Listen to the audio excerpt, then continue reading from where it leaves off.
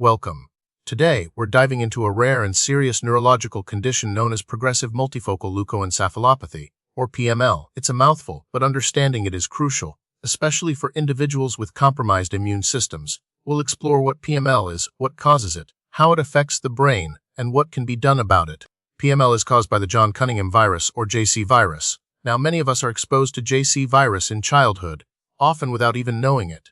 In healthy individuals with strong immune systems, the virus remains dormant, kept in check by the body's defenses. However, when the immune system becomes severely weakened, the JC virus can reactivate. This reactivation is the trigger that leads to PML. The JC virus, once reactivated, specifically targets oligodendrocytes in the brain. Oligodendrocytes are cells responsible for producing myelin, the protective sheath that surrounds nerve fibers. Think of myelin like the insulation on an electrical wire. It allows nerve signals to travel efficiently.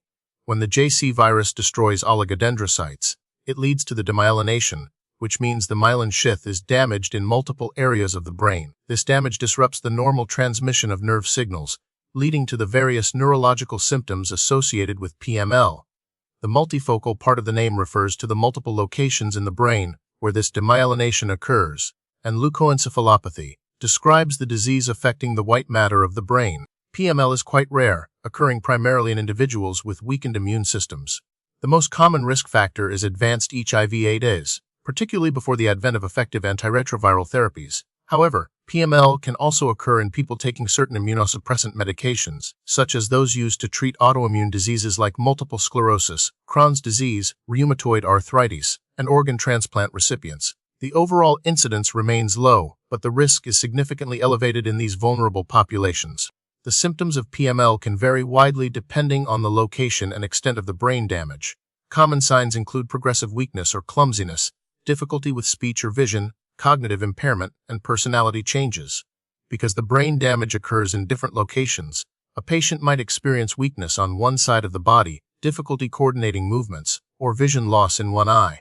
The progression of these symptoms is typically rapid, often worsening over weeks or months. Diagnosing PML requires a combination of clinical evaluation, brain imaging, and laboratory tests. An MRI scan of the brain is crucial to visualize the characteristic lesions in the white matter. These lesions often appear as multiple, irregular areas of demyelination. A lumbar puncture, also known as a spinal tap, is performed to collect cerebrospinal fluid, or CSF, which is then tested for the presence of JC virus DNA using a PCR, or polymerase chain reaction assay.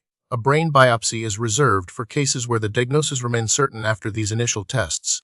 While there aren't distinct subtypes of PML based on the JC virus strain itself, the presentation and course of the disease can differ depending on the individual's immune status and the location of the lesions.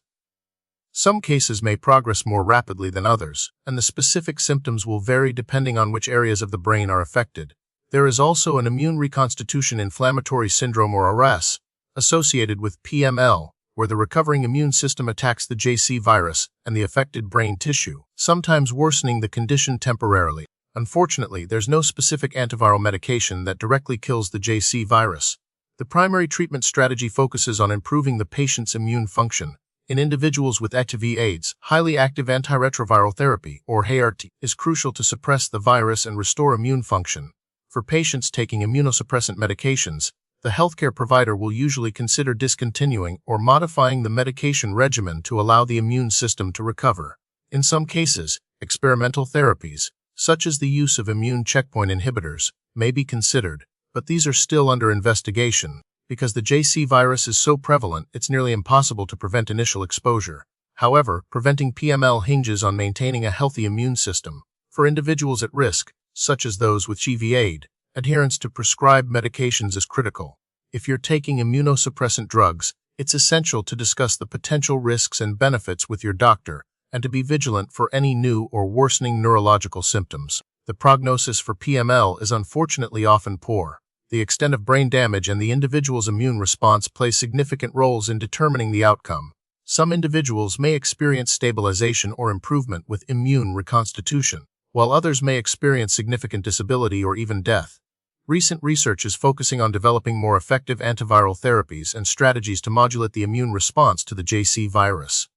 One promising avenue is exploring the use of adoptive T-cell therapy, where immune cells are engineered to specifically target and kill JC virus-infected cells.